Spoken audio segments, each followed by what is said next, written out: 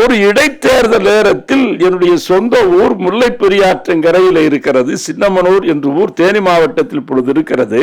போகிற பொழுது நம்ம மன்சூர் அலிகான் இடைத்தேர்தல் வேட்பாளராக நின்று உரையாற்றி கொண்டிருக்கிறார். நான் அந்த பக்கம் போன ஒரு 10,000 தமிழர்கள் நிற்கிறார்கள். அதுல 7,000 தமிழச்சிகள் இருந்திருப்பார்கள். அவர் அந்த தேர்தலில் எலெக்ஷன்ல நிக்கிறார். என்ன பேசுறாருன்னு வண்டியை நிறுத்திட்டு கேட்டேன். தேர்தல் வந்துருச்சு, என்னென்ன நாயோ நிக்குது, இந்த நாயும் இப்ப நிக்குது. இதுவரைக்கும் எந்தெந்த நாய்க்கோ போட்டிருக்கீங்க, ஒரு தடவை இந்த நாய்க்கும் போடுங்க, உங்களுக்காக பார்லிமெண்ட்ல போய் குறைப்பேன். பேசுவேங்கிறது இல்ல, பார்லிமெண்ட்ல போய் குறைப்பேங்கிறாரு. அப்பதான் யோசிச்சு பார்த்தேன், ஏன் சனநாயகம்னு பேர் வச்சிருக்காங்கிறது எனக்கு அப்பொழுதுதான் தென்பட்டது. ஆனால் உண்மையான ஜனநாயகம் வெல்லட்டும், ஜனநாயகம் என்று சொல்லக்கூடிய துணிச்சலும் தகுதியும் நம்முடைய தம்பிக்கு இருக்கிறது. அது பெரியாரை பற்றி சரியா தெரிந்தவர்கள் அதை விளங்கிக் கொள்வார். நாட்டுக்கு விடுதலை வருவதற்கு முன்பே ஏட்டுக்கு விடுதலை என்று பெயர் வைத்தவர் தந்தை பெரியார். எவ்வளவு ஒரு முன்னுணர்வு பாருங்க. நாட்டுக்கு விடுதலை அல்ல, ஆனா விடுதலை வேண்டும்ங்கிறதுனால ஏட்டுக்கு விடுதலை என்று பெயர். நாட்டுக்கு குடியரசு வருவதற்கு முன்பே ஏட்டுக்கு குடியரசு என்று வைத்தவர் தந்தை பெரியார். அவர் ஒன்னு சொல்றாருன்னா நம்ம கவனிக்கிறோம் இல்ல. அதாவது வந்திருக்கக்கூடிய விடுதலை எப்படிப்பட்ட விடுதலை? ஆனா ஒரு மாய தோற்றம் இங்கே வந்தது. கத்தி இன்றி ரத்தமின்றி யுத்தம் ஒன்று வருகிறது, கத்தி இல்லாம ரத்தம் இல்லாம ஒரு விடுதலை வந்து விட்டது என்று ஒரு பிம்பம் கட்டமைக்கப்பட்டது. கத்தியின்றி ரத்தமின்றி ஷேவிங் கூட பண்ண முடியாது. சுதந்திரம் எப்படி வரும்? பழமைவாதம் தான் கொடி கட்டி பறக்கிறது. மாட்டு சாணம் கேன்சருக்கு மருந்தாக இருக்கிறது என்ற அளவுக்கு அகில உலகத்தை நோபல் பரிசுக்குரிய கண்டுபிடிப்புகளை எல்லாம் சொல்லக்கூடிய விஞ்ஞானிகள் இந்த தேசத்தில் பெருகிவிட்டார். ரொம்ப நாளைக்கு முன்னாடி ஒரு பத்திரிகைக்காரர் என்கிட்ட கேட்டாரு, பாட்டனிக்கும் கூட்டணிக்கும் என்ன வேறுபாடுன்னு கேட்டார். பாட்டனி சொல்லி சொன்னா தாவரங்களை பற்றி படிப்பது தாவரையியல், கூட்டணின்னா தாவரையியல். ஏன்னா இந்த கூட்டணியிலிருந்து அந்த கூட்டணிக்கு, இந்த கூட்டணியிலிருந்து அந்த கூட்டணிக்கு தாவரையியல் இல்லையா? யதார்த்தம் அப்படி இருக்கிறது. நரசிம்மராவுக்கு எதிராக நாடாளுமன்றத்திலே நம்பிக்கை வாக்கெடுப்பு நிகழ்ந்த பொழுது ஆரணியில ஒரு பட்டிமண்டபத்தில் தீர்ப்பு சொல்லிட்டு இருக்கிற தலைப்பு வேற. கூட்டத்தில் உட்கார்ந்து இருக்கிற ஒரு ஆள் எந்திரிச்சு கேட்கிறாரு, ஆரணி வெல்லும். கூட்டம் நடக்கிறது ஆரணியில தான். நாடாளுமன்றத்தில் அன்னைக்கு இருந்தது தேசிய முன்னணி, தேமுவணி, தாமரை பூவணி, ராவணி, நரசிம்ம ராவணி. நீங்க ராவணின்னா தூக்கிட்டு போறது, இப்ப அதான நடக்குது.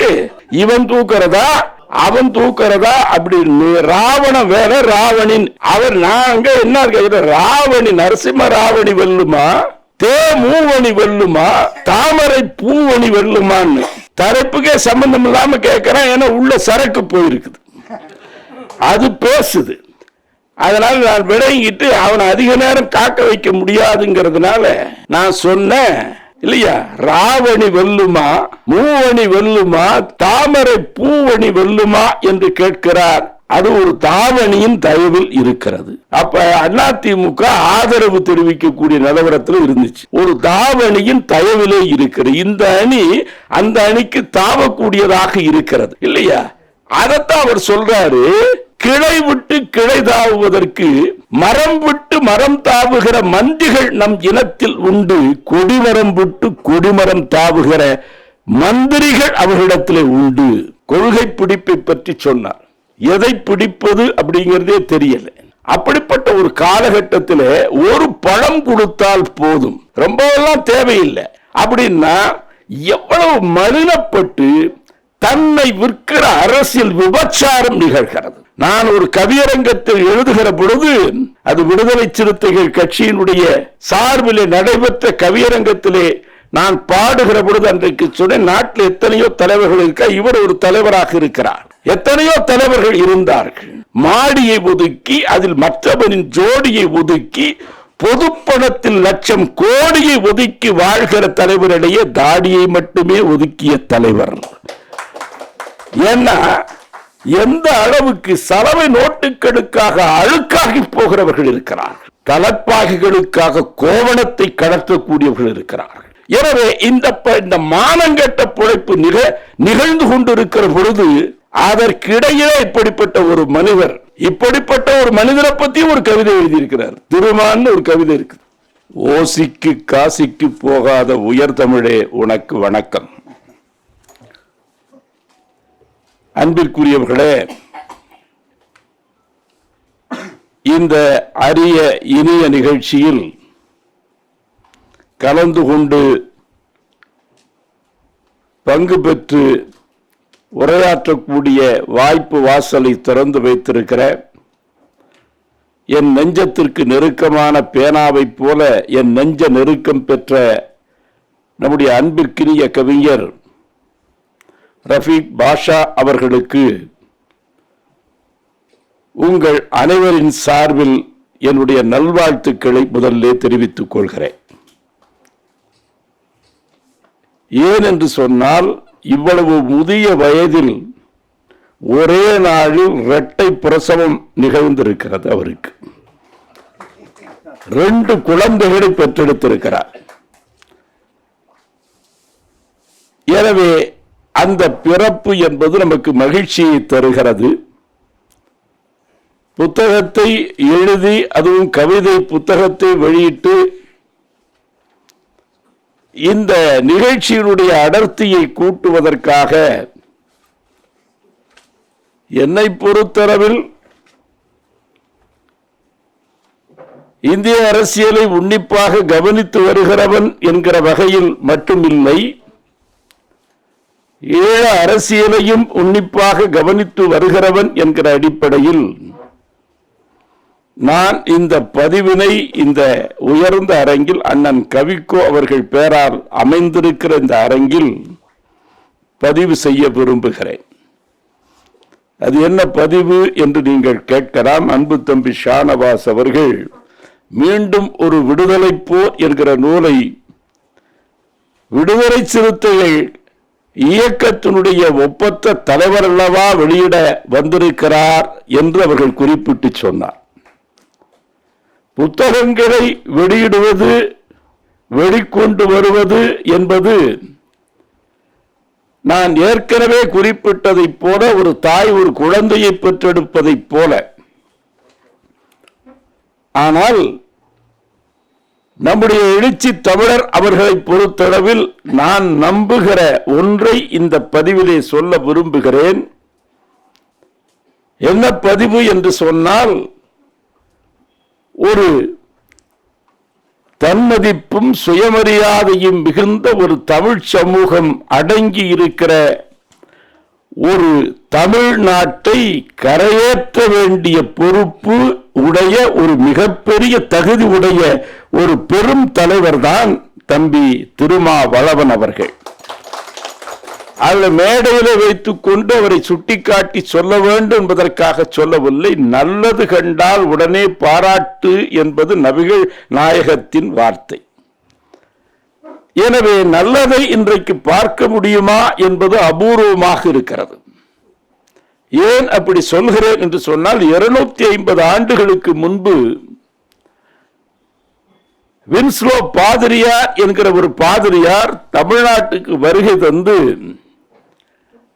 தமிழ் ஆங்கில அகராதியை வெளியிட்டிருக்கிறார்.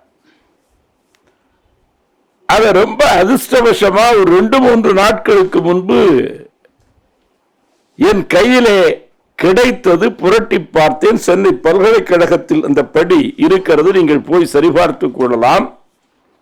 250 ஆண்டுகளுக்கு முன்பு வந்த வின்ஸ்லோ பாதிரியார் வெளியிட்ட ஒரு அகராதியில் அவர் தமிழ்நாட்டுக்கு வந்து தமிழை கற்று ஆங்கில பாதிரியார் ஒரு தமிழ் ஆங்கில அகராதியை வெளியிட்டிருக்கிறார்.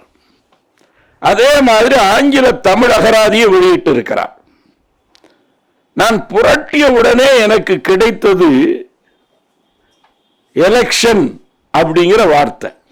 ஏன்னா இந்த நேரம் அப்படிங்கிறதுனால நான் அதை குறிப்பிட்டு சொல்ல வேண்டும். 250 வருஷத்துக்கு முன்னாடி என்ன எழுதியிருக்கிறாருன்னா, ஆங்கில ஆட்சி நடைபெற்று கொண்டிருந்த காலகட்டம். ஆனால் எவ்வளவு தீர்க்க தரிசனம் பாருங்கள். தேர்தல் அப்படின்னு சொல்லி சொன்னா பொறுக்கி எடுத்தல் என்று இன்ஸ்லோ பாதிரியார் குறிப்பிட்டு சொல்கிறார். அதுக்கு நான் விளக்கம் சொல்ல வேண்டும் என்கிற தேவையில்லை. ஒருவேளை பொறுக்கிகளை எடுக்கிறார்களா, இல்லை பொறுக்கி எடுக்கிறார்களா? ஒரு இடைத்தேர்தல் நேரத்தில் என்னுடைய சொந்த ஊர் முல்லை பெரியாற்றங்கரையில் இருக்கிறது, சின்னமனூர் என்று ஊர் தேனி மாவட்டத்தில் இப்பொழுது இருக்கிறது. போகிற பொழுது நம்ம மன்சூர் அலிகான் இடைத்தேர்தல் வேட்பாளராக நின்று உரையாற்றி கொண்டிருக்கிறார். நான் அந்த பக்கம் போன ஒரு 10,000 தமிழர்கள் நிற்கிறார்கள். அதுல 7,000 தமிழச்சிகள் இருந்திருப்பார்கள். அவர் அந்த தேர்தலில் எலெக்ஷன்ல நிக்கிறார். என்ன பேசுறாருன்னு வண்டியை நிறுத்திட்டு கேட்டேன். தேர்தல் வந்துருச்சு, என்னென்ன நாயோ நிக்குது, இந்த நாயும் இப்ப நிக்குது. இதுவரைக்கும் எந்தெந்த நாய்க்கோ போட்டிருக்கீங்க, ஒரு தடவை இந்த நாய்க்கும் போடுங்க. உங்களுக்காக பார்லிமெண்ட்ல போய் குறைப்பேன். பேசுவேங்கிறது இல்ல, பார்லிமெண்ட்ல போய் குறைப்பேங்கிறாரு. அப்பதான் யோசிச்சு பார்த்தேன், ஏன் சனநாயகம்னு பேர் வச்சிருக்காங்கிறது எனக்கு அப்பொழுதுதான் தென்பட்டது. ஆனால் உண்மையான ஜனநாயகம் வெல்லட்டும், ஜனநாயகம் என்று சொல்லக்கூடிய துணிச்சலும் தகுதியும் நம்முடைய தம்பிக்கு இருக்கிறது. என இருக்கிற திட்டங்களில் மக்களை எளிய இயலாத மக்களை ஆட்சி அதிகாரத்திற்கு கொண்டு வருவதற்கு அவர்களை அமைப்பாக எப்படி திரட்டுவது என்பதை இலக்காக வைத்துக் கொண்டு வந்த ஆட்சியாளர்கள் எப்படி இருந்தார்கள் என்று சொல்ல வேண்டிய தேவையில்லை. நம்முடைய ரஃபீக் பாஷா சொல்கிறார், ஆண்டவனுக்கு அந்த சந்தேகம் வந்துருச்சான். யாருக்கு வரக்கூடாதோ நாம் உள்ளபடியே ஆண்டவனா, இந்த ஆண்டவர்களை எல்லாம் பார்த்து ஆண்டவனுக்கே சந்தேகம் வந்துச்சுன்னு எழுதுறார். நான் யோசிச்சு பார்க்க வேண்டும். அப்ப எவ்வளவு ஒரு உயர்ந்த சொல், எந்த அளவுக்கு அது மலினப்பட்டு போயிருக்கிறதுன்னு நான் சொல்ல வேண்டிய தேவையில்லை. ஒரு வெற்று புகழ்ச்சிக்காக சொல்லவில்லை. எத்தனையோ தலைவர்கள் இருக்கிறார்கள். நம்ம தம்பி ஷானவாஸ் சொன்னார், இவர் அரசு பணியில இருந்த வரையில் அவர் ஆற்றிய பணிகள் அங்கே எவ்வளவு பெரிய ஒடுக்குமுறைக்கும் அடக்குமுறைக்கும் உட்பட்டு.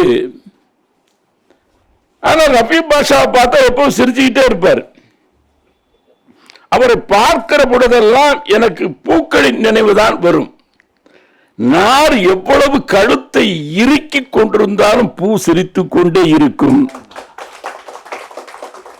அதுவும் ஒரு ஊடகத்துறையில, வானொலியில, தொலைக்காட்சி துறையில பல்வேறு பொறுப்புகளை வைத்து அவர்கள் ஆற்றிய அந்த பணிகள் நான் அறிவேன்.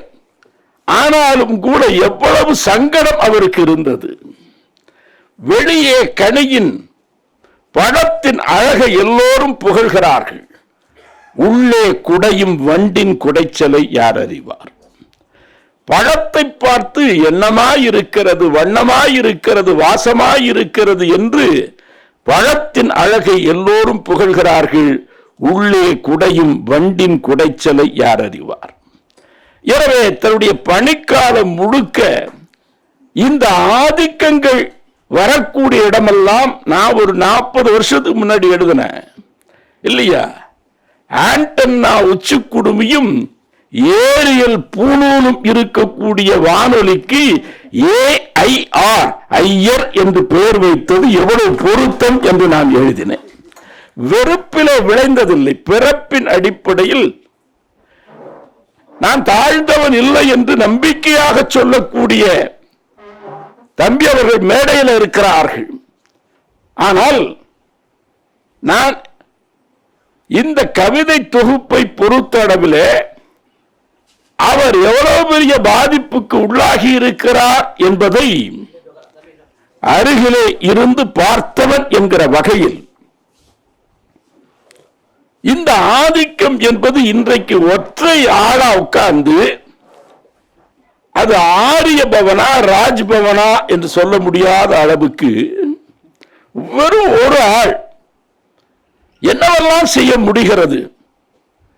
அவர்களுக்கு பின்னணியில் யார் அமர்ந்திருக்கிறார்கள் என்கிற அளவிற்கு இன்றைக்கு நாட்டிலே நடைபெற்றுக் கொண்டிருக்கக்கூடிய நிகழ்வுகளை உள்ளபடியே ஒரு எக்ஸ்ரே எடுத்து காட்டுவதைப் போல இந்த தொகுப்பில் இருக்கக்கூடிய பல கவிதைகள் மிக அற்புதமாக எழுதப்பட்டு வரைவு வெளிவந்திருக்கிறது. எனக்கு மிகுந்த மகிழ்ச்சி. இவ்வளவு அடக்குமுறைக்கும் ஒடுக்குமுறைக்கு உட்பட்டு அந்த பணிக்காலத்தை நிறைவு செய்துவிட்டு இனியும் மௌனமாக இருந்தால் தப்புன்னு சொல்லி மௌன வெளி என்று மௌனத்தை வெளிப்படுத்தி இருக்கிறார். நீ உலகத்திலேயே எத்தனையோ மொழிகள் இருக்கலாம், ஆனால் கனமான மொழி மௌன மொழிதான். மார்கழி மாசம் அப்படி புல்வெளிக்கு போனா பனித்துளிகள் இருக்கும். மௌனம் என்கிற கனமான மொழியை பேசுகிற பச்சை நாவுகளுக்கு கூட வேர்த்து விடுகிறது. எனவே அந்த அற்புதமான அந்த மொழிக்கு அதை ஒரு வெளியாக்கி எவ்வளவு ஒரு மௌன சாட்சியாக பணிக்காலத்தில் அவர்கள் படாத பாடுபட்டிருக்கிறார்கள் என்பதை இந்த கவிதையினுடைய ஒவ்வொரு துளியிலும் அது ததும்பி நிற்கிற காட்சி என்னால் பார்க்க முடிகிறது. ஒரு புத்தகம் வெளியிடுவதுங்கிறது இல்லை, ஆனால் இன்றைக்கு படிப்பதே குறைந்து விட்டது. ஒரு திருமண பத்திரிக்கை கொடுத்தா கூட இவன் படிக்க தயாரா இல்லை. வாங்கி கையில வச்சுக்கிட்டு யாருக்கு இங்க கல்யாணம்ங்கிறான். ஏண்டா கொடுக்கறான்ல உன்ன மரியாதையா? உடனே இவன் என் தம்பிக்கு கல்யாணம் எங்க வச்சிருக்கீங்க, பிரிச்சு படி. அதே வச்சிட்டு இருக்கிறான்ல, என்னைக்கு வச்சிருக்கிறீங்க, பிரிச்சு படி. நீ பிரிக்கிறதுக்கு சோம்பல் படுவா அப்படிங்கிறதுனாலேயே கவர்லயே அச்சிட்டு இருக்கிறான். இந்த 4 தகவலை கூட படிக்கிறதுக்கு தயாரா இல்லை. ஏன் இன்னைக்கு இந்த சமூகம் இப்படி இருக்குதுங்கிறதுக்கு அடிப்படை கோளாறு எங்கே இருக்கிறது என்பதை, இவ்வளவு பலவீனமா அந்த சமூகம் இருக்கிறது என்பதை மனதுக்குள்ளே புழுங்கி புழுங்கி மீண்டும் ஒரு விடுதலை போர் என்று முழங்குகிறார். அன்பிற்குரியவர்களே, ஒரு நெடுநேரம் பேச வேண்டும் என்று எனக்கு நினைப்பில்லை. ஒரு நெடிய தூரத்தை காலையில இருந்து கடந்து பயணம் செய்து வந்தேன். ரஃபீக் பாஷாவை பாராட்ட வேண்டும், இந்த நேரத்திலாவது மௌனம் கரைத்திருக்கிறாரே என்று அவரை ஊக்கப்படுத்த வேண்டும் என்பது ஒன்று. நல்லாரை பார்ப்பதே குறைந்து வருகிற காலகட்டத்தில் திருமாவளவனை பார்க்கிற அந்த வாய்ப்பு கிட்டுமே என்று நான் ஓடோடி வந்தேன். ஒரு நெடிய பயணம். ஆனால் மீண்டும் ஒரு விடுதலை போர் என்றவர் அதை வைத்திருக்கிற அட்டப்படம் ரொம்ப கம்பீரமா அழகா இருக்குது. நிறைய பகிரப்பட்ட படம் தான். இப்ப இந்த தருணத்தில் நான் ஒரு குறிப்பு மட்டும் நான் எழுத்திலும் கூட அங்கே பதிவு செய்திருக்கிறேன். என்ன சொல்கிறார் என்பதை எண்ணி பார்க்கிற பொழுதுதான் தெரிகிறது ஏன் விடுதலை போர் தேவைன்னா. இப்ப வந்த விடுதலை தம்பி சாதவாஸ் கூட சொன்னார், பெரியார் அதனை துக்க நாள் என்று அறிவித்தார். சுதந்திரம் வந்த பொழுது, இந்திய விடுதலை வந்த பொழுது அதை துக்க நாள் என்று அறிவித்தார். அது பெரியாரை பற்றி சரியா தெரிந்தவர்கள் அதை விளங்கிக் கொள்வார்கள். நாட்டுக்கு விடுதலை வருவதற்கு முன்பே ஏட்டுக்கு விடுதலை என்று பெயர் வைத்தவர் தந்தை பெரியார். எவ்வளவு ஒரு முன்னுணர்வு பாருங்க. நாட்டுக்கு விடுதலை அல்ல, ஆனா விடுதலை வேண்டும்ங்கிறதுனால ஏட்டுக்கு விடுதலை என்று பெயர். நாட்டுக்கு குடியரசு வருவதற்கு முன்பே ஏட்டுக்கு குடியரசு என்று வைத்தவர் தந்தை பெரியார். அவர் ஒன்னு சொல்றாருன்னா நம்ம கவனிக்கிறோம்ல. அதாவது வந்திருக்கக்கூடிய விடுதலை எப்படிப்பட்ட விடுதலை? ஆனா ஒரு மாய தோற்றம் இங்கே வந்தது. கத்தி இன்றி ரத்தமின்றி யுத்தம் ஒன்று வருகிறது. கத்தி இல்லாம ரத்தம் இல்லாம ஒரு விடுதலை வந்து விட்டது என்று ஒரு பிம்பம் கட்டமைக்கப்பட்டது. கத்தி இன்றி ரத்தமின்றி ஷேவிங் கூட பண்ண முடியாது. சுதந்திரம் எப்படி வரும்? இதந்தரு மனையின் நீங்கி இடர்மிகு சிறைப்பட்டாலும் பதந்திரு இரண்டும் மாறி பழிமிகுந்து இழிவுற்றாலும் விதந்தரு கோடி இன்னல் விளைந்தென்னை அழித்திட்டாலும் சுதந்திர தேவி நின்னை தொழுதிடர் மறக்கிலேனே என்று எத்தனை ஈகங்களுக்கு பிறகு இந்த சுதந்திரம், இந்த விடுதலை கிட்டி இருக்கிறது என்பதை எண்ணி பார்க்க வேண்டும். வந்த விடுதலை என்ன விடுதலை தெரியுமா? இல்லையா? வந்த விடுதலை என்ன விடுதலை? காற்று வந்ததும் கொடி அசைந்ததா? கொடி அசைந்த காற்று வந்ததான்னு கண்ணதாசன் ரொம்ப நாளைக்கு முன்னாடி எழுதினார். அவருக்கு குழப்பம் வந்துருச்சு. நான் குழப்பத்துக்கு தனியா விளக்கம் சொல்லணுங்கிற தேவையில்லை. அவருக்கு ஒரு குழப்பம் வந்து விட்டது. ஆனால் நான் அப்படியே நிறுத்தி விட்டு ஒரு ரெலவன்ஸ் என்னன்னா, கொடி அசைந்ததும் காற்று வந்ததா? மூவண்ண கோடி அசைந்ததும் சுதந்திர காற்று இந்த மக்களுக்கு வந்து சேர்ந்திருக்கிறதா? நீங்கள் அருகூர்ந்து எண்ணி பாருங்கள், சிந்தித்து பாருங்கள். ஒரு கவிதையிலே ரஃபீக் பாஷா குறிப்பிடுகிறார், அது ஆண்டவனை தேடி கோயிலுக்கு போறார் ஒருத்தர். போனா அங்க ஆண்டவனை காணோம். ஆண்டவனை தேடி கோவிலுக்கு ஆலயத்திற்கு போகிறார் கவிஞர். அங்கே ஆண்டவனை காணோம். அங்கங்க தேடி பார்த்துட்டு வெளியே வர்றாரு. என்னையா தேடுறன்னு ஒரு குரல் கேட்கிறது. யார் திரும்பி பார்த்தா ஆண்டவன் குரல். என்னையா தேடுகிறாய்னா, நான் தான் அங்க இல்லைங்கிறது உனக்கு தெரியாதான்னு கேட்கிறார். நான் தான் அங்க இல்லை, அப்ப நீ எங்கதான் போயிருந்தன்னு ரஃபீக் பாஷா கேட்டா, புல்டோசரை வைத்து உடைத்த இயலாதவர்கள் இல்லங்களில் தான் நான் குடியிருந்து வருகிறேன் என்று ரஃபீக் பாஷா குறிப்பிடுகிற பொழுது, புல்டோசர் பாபாக்கு இன்றைக்கு ஒரு அநீதி, அந்த அநீதியை சுட்டிக்காட்டி விமர்சனம் செய்தால் வீடுகளையும் வழிபாட்டிடங்களையும் கிடைக்கலாம். அப்ப கடவுளுக்கு கூட எல்லாவற்றையும் காப்பாற்றக்கூடியவன் அவன்னு பேரு.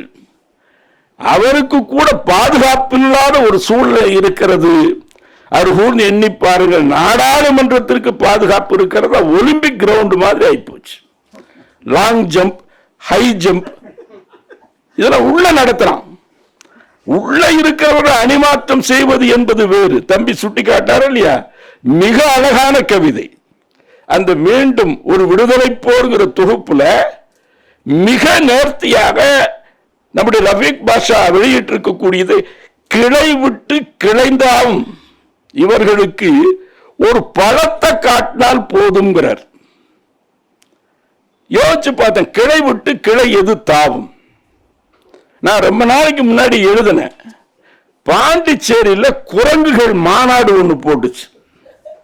காலையில் செயற்குழு, மாலையில் பொதுக்குழு, குரங்குகள்லாம் போடுது.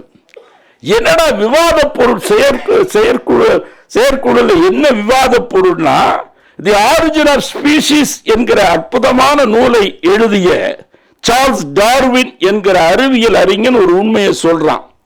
என்ன உண்மையை சொல்றான் தெரியுமா? குரங்கிலே இருந்து மனிதன் தோன்றி இருக்க வேண்டும் என்று சார்ல்ஸ் டார்வின் தான் முதலா அறிவியல் உலகத்தில் நமக்கு ரொம்ப நெருக்கமும் அணுக்கமாக இருக்கக்கூடிய, முன்னே இருக்கக்கூடிய படைப்பது. அதனாலதான் வானரர், வால் உடைய மனிதர் என்று அதற்கு பெயர். நாம அங்கங்க கோயிலுக்கு கீழுக்கு போற பொழுது டவால் வாழைப்பழத்தை பறிச்சுட்டு போயிடும். ஏன்னா பழைய உறவு முறையில் நமக்கு அதுக்கு உரிமை இருக்குதுன்னு அது எடுத்துக்கொண்டு போகிறது. ஆனா யோசித்து கொண்டு பார்க்கிற பொழுது என்ன நிகழ்கிறது அப்படிங்கிறத நாம் கண்கூடாக பார்க்க வேண்டும். அவரு அப்படி போற பொழுது செயற்குழுல இப்படி ஒரு அறிவியல் அறிஞர் குரங்கிலே இருந்து மனிதன் தோன்றியதாக ஆய்வு கட்டுரை வெளியிட்டு இருக்கிறார். இதை இந்த செயற்குழு ஏற்றுக்கொள்கிறதான்னா, ஆனா மனிதர் இருக்கிற படைப்புகளிலேயே தலை சிறந்த படைப்பல்லவா, எனவே அவன் நம்மிலே இருந்து தோன்றுவது என்பது நமக்கு பெருமைக்குரியது இல்லையா? என இன்னைக்கு பழமைவாதம் தான் கொடிகட்டி பறக்கிறது. பழமைவாதம் தான் கொடிகட்டி பறக்கிறது. மாட்டுச்சாணம் கேன்சருக்கு மருந்தாக இருக்கிறது என்ற அளவுக்கு அகில உலகத்தை நோபல் பரிசுக்குரிய கண்டுபிடிப்புகளை எல்லாம் சொல்லக்கூடிய விஞ்ஞானிகள் இந்த தேசத்தில் பெருகிவிட்டார்கள். அன்புக்குறிகளை எண்ணி பாருங்கள். அப்ப மனிதன் குரங்கில இருந்து தோன்றியதுங்கிறது இந்த கருத்தை ஏற்றுக்கொள்ளலாம் செயற்குழு முடிவு பண்ணுது. இருந்தாலும் லார்ஜர் பாடி எது பொதுக்குழு தான். மாலையில பொதுக்குழுக்கு விவாதம் நடக்கிற பொழுது அதுல கருத்து தெரிவிக்கப்படுகிறது. மிக முக்கியமான கருத்து என்ன தெரியுமா?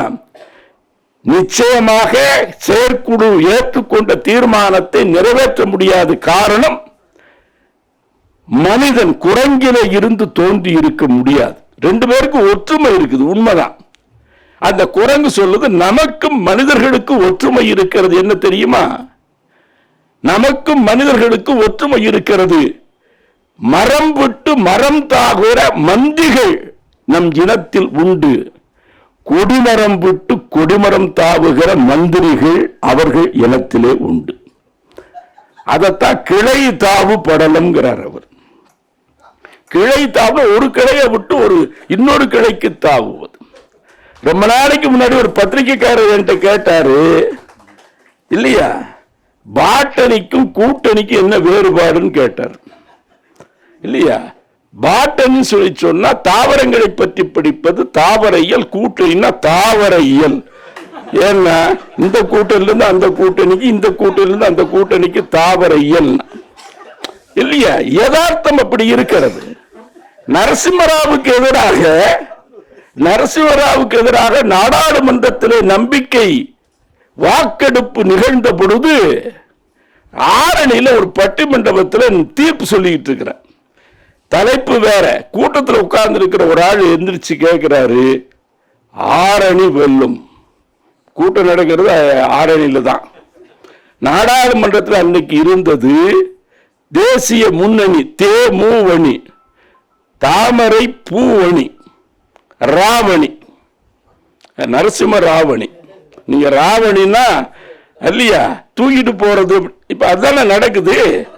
இவன் தூக்குறதா அவன் தூக்குறதா அப்படின்னு. ராவண வேற, ராவணின் அவர். நாங்க என்ன கேட்கிற, ராவணி நரசிம்ம ராவணி வெல்லுமா, தேமுவணி வெல்லுமா, தாமரை பூவணி வெல்லுமான்னு தலைப்புக்கே சம்பந்தம் இல்லாம கேட்கிறான். ஏன்னா உள்ள சரக்கு போயிருக்குது, அது பேசுது.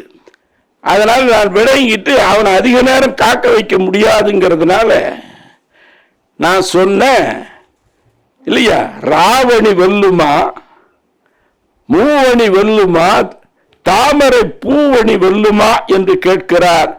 அது ஒரு தாவணியின் தயவில் இருக்கிறது. அப்ப அதிமுக ஆதரவு தெரிவிக்கக்கூடிய நிலவரத்தில் இருந்துச்சு.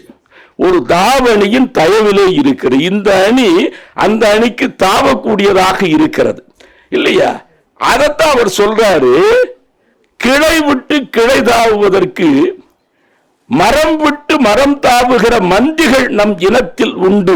கொடிமரம் விட்டு கொடிமரம் தாவுகிற மந்திரிகள் அவர்களிடத்திலே உண்டு என்று கொள்கை பிடிப்பை பற்றி சொன்ன நல்ல அற்புதமான கவிதை, இல்லையா?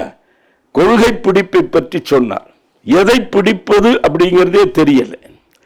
அப்படிப்பட்ட ஒரு காலகட்டத்தில் ஒரு பழம் கொடுத்தால் போதும், ரொம்பவெல்லாம் தேவையில்லை அப்படின்னா எவ்வளவு மலினப்பட்டு தன்னை விற்கிற அரசியல் விபச்சாரம் நிகழ்கிறது. நான் ஒரு கவியரங்கத்தில் எழுதுகிற பொழுது, அது விடுதலை சிறுத்தைகள் கட்சியினுடைய சார்பிலே நடைபெற்ற கவியரங்கத்திலே நான் பாடுகிற பொழுது அன்றைக்கு சொன்னேன், நாட்டில் எத்தனையோ தலைவர்கள் இருக்க, இவர் ஒரு தலைவராக இருக்கிறார். எத்தனையோ தலைவர்கள் இருந்தார்கள். மாடியை ஒதுக்கி அதில் மற்றவனின் ஜோடியை ஒதுக்கி பொதுப்பணத்தில் லட்சம் கோடியை ஒதுக்கி வாழ்கிற தலைவரிடையே தாடியை மட்டுமே ஒதுக்கிய தலைவர். ஏன்னா எந்த அளவுக்கு சலவை நோட்டுகளுக்காக அழுக்காகி போகிறவர்கள் இருக்கிறார்கள், தலப்பாகிகளுக்காக கோவணத்தை கடத்தக்கூடியவர்கள் இருக்கிறார்கள். எனவே இந்த மானங்கெட்ட பிழைப்பு நிகழ்ந்து கொண்டிருக்கிற பொழுது அதற்கிடையே இப்படிப்பட்ட ஒரு மனிதரை பத்தி ஒரு கவிதை எழுதியிருக்கிறார். திருமான்னு ஒரு கவிதை இருக்குது. நான் ரொம்ப ஏன்னா தனிப்பட்ட முறையில் எந்த அரசியல் கட்சி தலைவரையோ யாரை பத்தியோ அந்த 2 தொகுப்புலையும் எந்த பாட்டும் கிடையாது. ஆனா திருமான் ஒரு கவிதை இருக்குது.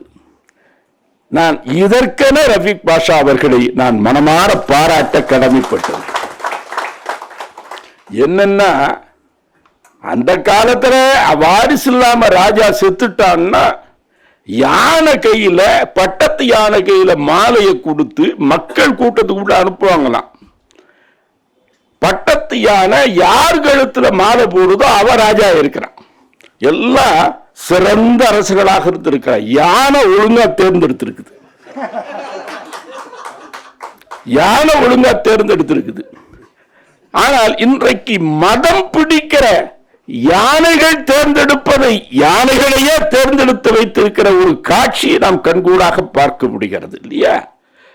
அப்ப அண்ணவ யானை போய் கழுத்துல மாலை போட்டு அந்த மாலை விழுந்த காரணத்தால் ஆட்சி பொறுப்பில் அமர்ந்து பதவி பெற்றவர்கள் உண்டு. ஆனால் அன்பிற்குரியவர்களே, நாடாளுமன்றத்தில் தனக்கு ஒரு நாற்காலி, சட்டமன்றத்தில் தனக்கு ஒரு நாற்காலி இல்லை, ஒரு குறிப்பிட்ட கூட்டணியிலே போட்டியிட்டு அங்கே பேசுவதற்குரிய வாய்ப்பு கிடைக்காது என்கிற சூழ்நிலை வந்த பொழுது, எனக்கு தெரிந்து தமிழ்நாட்டிலேயே ஒரு சட்டப்பேரவை உறுப்பினர் இனி இங்கே சட்டப்பேரவை உறுப்பினராக தொடர மாட்டேன் என்று அந்த பொறுப்பையே காரணியை கடத்தி புரட்சியாளர் அம்பேத்கர் வீசிவிட்டு சென்றதை போல சென்றவர் தான் விசிகாவினுடைய தலைவராக இருக்கிறார். நினைத்து பார்க்கணும். அதுதான் நான் சொல்றேன், அரசியல்ல கற்புள்ள ஒரு தலைவர். அவரைத்தான் ஒரு கொள்கை பிடிப்புன்னு சொல்றாரு. எந்த சலனத்திற்கும் சபலத்திற்கும் சலவை நோட்டுகளுக்காக அழுக்காக போகிற 1000 பேருக்கு மத்தியில் மனமாற அவரை அழைச்சி இந்த புத்தகத்தை நீங்கள் வெளியிட வைத்திருப்பது என்பது இதை விட மகிழ்ச்சிக்குரிய ஒன்று வேறு என்ன இருக்க முடியும் என்பதை எண்ணி பார்க்கிறேன். அதனால தேடி தேடி தேடி தேடி பார்த்து இல்லையா யாராவது தேர்வார்களா என்று இந்த 75 வயதிலே நான் பார்க்கிறேன்.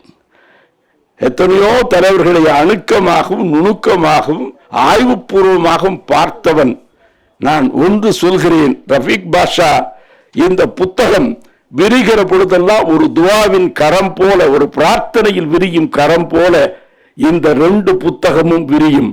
அது கேட்கக்கூடிய துவாவிற்கான தலைவன் திருமா என்கிற கவிதையில் இருக்கிறார். மனம் செழித்து போய் எந்த பாதை போனாலும் கூட முட்டிட்டு அதுக்கு பிறகு பாதை இல்லைங்கிற ஸ்டேஜுக்கு வந்துட்டார் சொல்றார் கவிஞர். எந்த பாதை பக்கம் போனாலும் முடிவில் அங்க பாதையே இல்லை, அதற்கு பிறகு பாதையே இல்லை. அப்படிங்கிற பொழுது நீ வந்த பிறகுதான் பாதைகளுக்கே பாதை பிறந்திருக்கிறது என்று எழுதுகிறார். எண்ணி பாருங்க, சிந்தித்து பாருங்கள் இல்லையா? பாதைகளுக்கு என்ன சிறுத்தது சிறுத்தை என்று கருதுகிறார்கள். நான் சொல்கிறேன், தமிழக வரலாற்றில் பெருத்ததுதான் சிறுத்தை என்பதை அது பெற்றியால், பெருமையால், மக்கள் பணியால், ஒரு குறிப்பிட்ட சமூகத்திற்காக இல்லை, தனக்கொரு நாற்காலி சட்டப்பேரவையில் இல்லை, தனக்கொரு நாற்காலி நாடாளுமன்றத்தில் இல்லை, இயலாதவன் அனைவருக்கும் அரசு அலுவலகங்களில் நாற்காலி வர வேண்டும், படிக்கிற இடத்தில் அந்த நாற்காலி வர வேண்டும் இல்லையா? அப்படி களத்திற்காக எல்லா சமூகத்திற்காகவும் குரல் எழுப்பக்கூடிய ஒரு குரல் இன்றைக்கு வந்திருக்கிறது இல்லையா? அது அரசியல் காட்டில் 1000 விலங்குகள் அங்கே அலைந்து திரிந்தாலும் கூட கம்பீரமாக ஒலிக்கிறது சிறுத்தையின் குரல். கலப்படமற்ற குரல், கற்புள்ள குரல், நேர்மையின் குரல், சத்தியத்தின் உண்மையின் குரல். அதனாலதான் மீண்டும் ஒரு விடுதலை போர் என்றவர் வைத்திருக்கிற அடிப்படை உரிமைகளுக்கே அந்த படத்தை, அட்டப்படத்தை பார்த்தபொழுதுதான் தெரிந்தது. நான் இந்த பேச்சை நிறைவு செய்கிறேன். ஏன் நிறைவு செய்கிறேன் சொல்லி சொன்னா, அவர் பேச வேண்டும்னா ஒத்த வரியில சொல்ல வேண்டும் என சொன்னால், தமிழ் சமூகத்திற்கு இனி வருங்காலம் நீ வரும் காலம் என்பதுதான் நான் சொல்ல விரும்பக்கூடிய அடிப்படையான செய்தி. இருக்கிற அடிப்படை உரிமைகளுக்கே இன்றைக்கு வருகிறது. நாம நினைக்கிறோம். அண்மையில் ஒரு புள்ளி ஓரம் பார்த்தேன். புள்ளி ஓரங்கள் மீது எனக்கு அதிகமாக நம்பிக்கை வருவதில்லை. ஆனால் ரொம்ப வித்தியாசமா இருந்துச்சு. ஏன் வித்தியாசமா இருந்துச்சுன்னு சொல்லி சொன்னா, இந்தியாவில் இருக்கக்கூடிய சொத்துக்களை ஒரு கணக்கு வச்சோம் சொல்லி சொன்னா, ஏறத்தாழ 80 விழுக்காடு சொத்துக்கள் முழுக்க 10 விழுக்காடு ஆட்கள்கிட்ட இருக்கிறது. அவர்கள் தான் மாறி மாறி வருகிறார்களே தவிர, அப்ப எவன் கஷ்டப்படுறான், துன்பப்படுகிறான், அவனுக்கு எதுவும் கிடைக்கிறது இல்லை. ஆனால் நான் இந்த அவையிலே குறிப்பிட வேண்டிய அடிப்படையான செய்தி, போராட்டம் இல்லாமல் வாழ்க்கை இல்லை இல்லையா? ஏறிடாமல் நிலம் கீழிடாமல் தரை சோறிடாது. ஏறிடாமல் ஏர் தரையை கீறிடாமல் அது சோறிடாது. மயிலே மயிலே இறகு போடு போடுன்னா போடாது. போடு போடுன்னு போட்டா ஒரு குட்டியும் சேர்த்து போடும். இன்றைக்கு அவர்களுக்கு விளங்கி இருக்கக்கூடிய பாஷை என்பது அப்படி இருக்கிறது. நான் உங்களுக்கு சொல்கிறேன், ஒவ்வொரு குழந்தையும் பிறக்கிற பொழுது எப்படி பிறக்கிறது, அப்படி எண்ணி பார்க்கிற பொழுதுதான் நமக்கு மிக தெளிவாக தெரிகிறது. என்ன தெரிகிறதுன்னு சொல்லி சொன்னா, குழந்தை வயிற்றுக்குள்ள இருக்கிற பொழுது, அம்மாவினுடைய வயிற்றுக்குள்ள இருக்கிற பொழுது குழந்தைக்கு உணவு கிடைத்து விடுகிறது. உள்ள 1000 இடத்தில் அழுகுரல் கேட்டாலும் கூட வயிற்றுக்குள்ள ஒரு குழந்தையின் அழுகுரலை யாராவது கேட்டிருப்பார்களா? அழுகை கோரிக்கையை வைத்து குழந்தை அம்மா எனக்கு பசிக்கிறது என்று கோரிக்கை வைப்பதற்கு முன்பே அந்த குழந்தைக்கு உணவு கிட்டி விடுகிறது. உணவு கிட்டி விடுவது மட்டும் இல்லை, நினைத்து பாருங்கள், அது பிஞ்சு குழந்தை, இயலாத குழந்தை, வலிமையற்ற குழந்தை, பலகீனமான குழந்தை என்கிற காரணத்தினாலே இறைவன் தந்திருக்கிற அந்த அருள் ஏற்பாடு என்ன தெரியுமா? நாம வாய் வழியா சாப்பிட்டு கழுத்து வழியா உணவு இறங்கி சிறுகுடலுக்கு வந்து பெருங்குடலுக்கு வந்து இறைப்பைக்கு வந்து இந்த உணவு சேர்க்கிறது. ஒரு ஒட்டகச்சிவிங்கிய கற்பனை பண்ணிக்கங்க. அது காலையில 8:30 மணிக்கு அந்த ஒட்டகச்சிவிங்கிக்கு பசிக்கும்னா அது 6 மணிக்கு சாப்பிடணும். ஏன்னா மேல இருந்து டிராவல் ஆகி கீழே இறங்கி வரணும். ஆனால் வயிற்றுக்குள்ள இருக்கக்கூடிய குழந்தை, பிஞ்சு பிரேலாவை போல குஞ்சு குழந்தை வயிற்றுக்குள்ள இருக்கிற பொழுது வாய் வழிய உணவு ஊட்டப்பட்டு கழுத்து வழியா இறங்கி சிறுகுடலுக்கு வந்து பெருங்குடலுக்கு வந்து இறைப்பைக்கு வந்து சேர்வதற்குள்ளே அந்த குழந்தை துடிதுடித்து போய்விடும் என்று நினைத்த இறைவன் நம் வயிற்றில் இருக்கிற பாருங்க தொப்புள், இது நாம் தாயின் வயிற்றுக்குள்ளே இருந்த பொழுது நாம் சாப்பிட்ட முதல் வாய். ஒரு தொப்புள் கொடி என்கிற ஒரு டியூப், ஒரு குழாய் தாயின் வயிற்றுக்கும் இந்த குழந்தையின் வயிற்றுக்கும் வாய் வழியாக ஊட்டாமல் கழுத்து வழியாக இறங்காமல் சிறுகுடலுக்கு செல்லாமல் பெருங்குடலுக்கு செல்லாமல் இறைப்பைக்கு செல்லாமல் டைரக்டா வயிற்றிலேயே வாய வச்சிருக்கிறான். அப்ப அந்த குழந்தையின் மீது எவ்வளவு பரிவு, எவ்வளவு கருணை இருக்க வேண்டும். அதனாலதான் தமிழ்நாட்டில் கர்ப்பமாக இருக்கக்கூடிய பெண்களை பார்த்து வாயும் வயிறுமாக இருக்கிறார்கள் என்று தமிழன் மட்டும்தான் சொல்கிறான். ஏன்னா வயிற்றிலேயே வாய் இருக்குது. அப்ப குழந்தைக்கு வயிற்றுக்குள்ள, அம்மாவோட வயிற்றுக்குள்ள இருக்கிற பொழுது சாப்பாடு கிடைச்சிருது. 3 அடிப்படை தேவையில் முதல் அடிப்படை தேவை. அதற்கு அடுத்து அதற்கு உடை கிடைத்து விடுகிறது. தாய்மை எவ்வளவு உயர்ந்தது என சொன்னால், பெண்களுக்கு 1000 பேர் இருக்குது. அறிவை, தெரிவை, பேதை, பெதும்பை, மங்கை, மடந்த என்று பருவத்திற்கேற்ப 1000 பெயர்களை நம்முடைய இலக்கியம் இலக்கணம் வகுத்து வைத்திருக்கிறது. ஆனால் ஒரு பெயர், நான் இல்லையா, ஒரு கவிதை உணர்வுள்ளவர்கள் ஒன்றை பார்க்கிற பொழுது கேட்கிற பொழுது பழகிய அந்த தடத்திலே செல்லாமல் பார்வையை வித்தியாசப்படுத்தி செல்வார்கள் என்பதற்காக சொல்லுகிறேன். என்ன சொன்னா, தன் குழந்தை நிர்வாணமாய் இருக்கக்கூடாது என்பதற்காக கருப்பை என்கிற ஆடையை ஏற்கனவே தைத்தே வைத்திருக்கிற காரணத்தால் தான் குழந்தைக்கு தையல் என்ற பெயர் இருக்கிறது. பெண்ணுக்கு தையல் என்கிற பெயர் இருக்கிறது.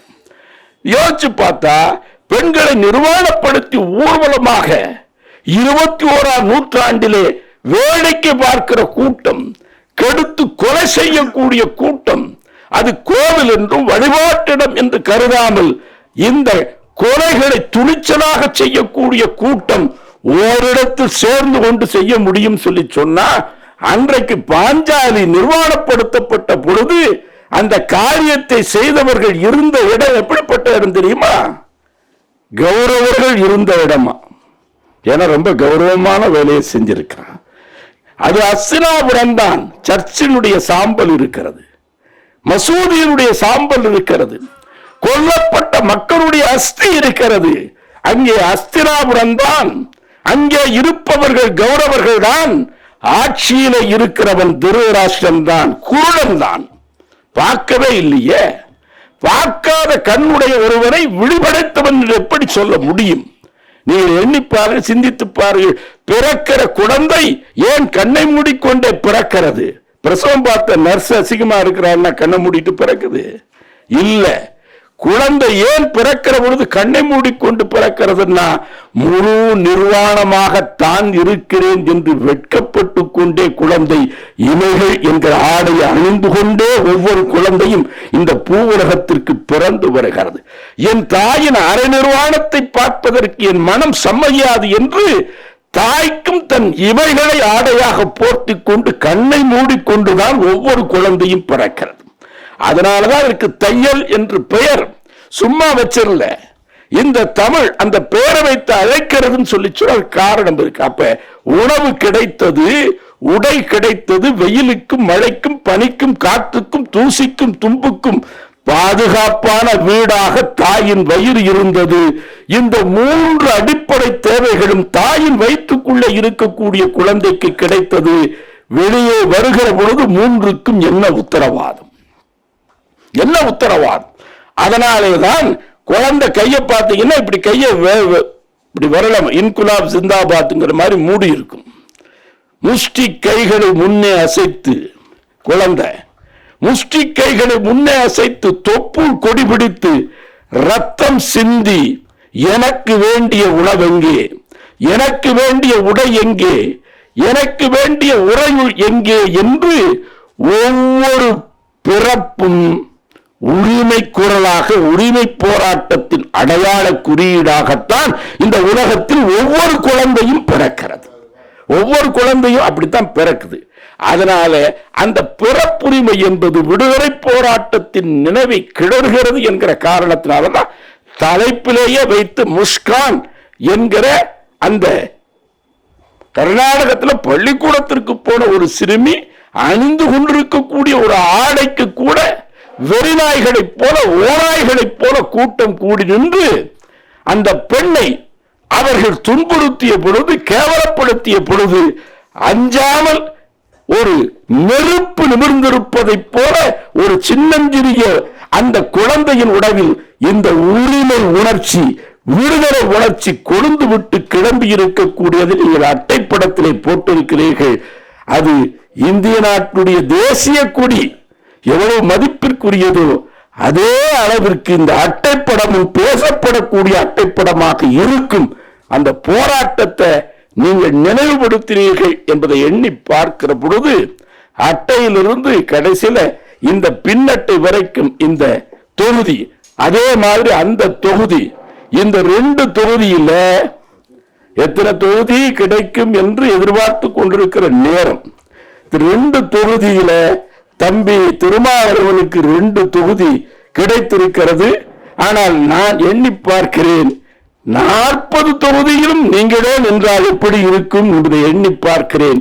ஏன் அப்படி சொல்லுகிறேன் சொல்லி சொன்னா, உண்மையான உரிமை குரல் நாடாளுமன்றத்தில் ஒலிக்க வேண்டும், அஞ்சாமல் ஒலிக்க வேண்டும்.